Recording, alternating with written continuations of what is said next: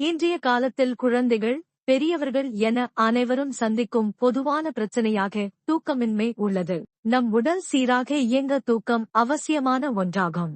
நன்றாக உறங்கினால்தான் நோய் நொடியின்றி வாழ முடியும். ஆனால் இன்று நமக்கு இருக்கும் பெரிய நோயே தூக்கமின்மைதான். உரிய நேரத்தில் உடலுக்கு கொடுக்காததால் உடல் சோர்வு மட்டுமின்றி மன அழுத்தம், மனசோர்வு ஏற்படுகிறது. காலையில் எழுந்ததில் இருந்து உடல் உழைப்பில் ஈடுபடும் நாம் இரவு நேரத்தில் உரிய ஓய்வு கொடுத்தால்தான் உடல், மனம் இரண்டும் ஆரோக்கியமாக இருக்கும்.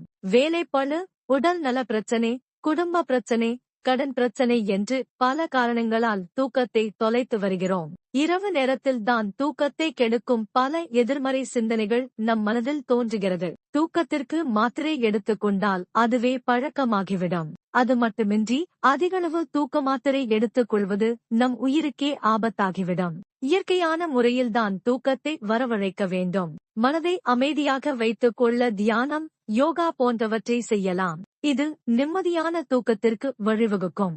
அது மட்டுமின்றி மேலும் சில பயிற்சிகள் மூலம் தூக்கத்தை வரவழைக்கலாம். தினமும் தூங்குவதற்கு முன்னரமர்ந்து கொள்ள வேண்டும். பின்னர் இரு காதுகளிலும் கைகளை மூடிக்கொள்ள வேண்டும். கைகளை மூடுவது திறப்பது போன்று தொடர்ந்து 5 நிமிடங்களுக்கு செய்தால் தூக்கம் வரும். அதேபோல் வலது உள்ளங்கையில் இடது கை கட்டை விரல் வைத்து 2 நிமிடங்களுக்கு அழுத்தம் கொடுத்தால் தூக்கம் வரும். தூக்க மாத்திரைக்கு பதில் இந்த விஷயத்தை செய்து வந்தால் நன்றாக தூக்கம் வரும்.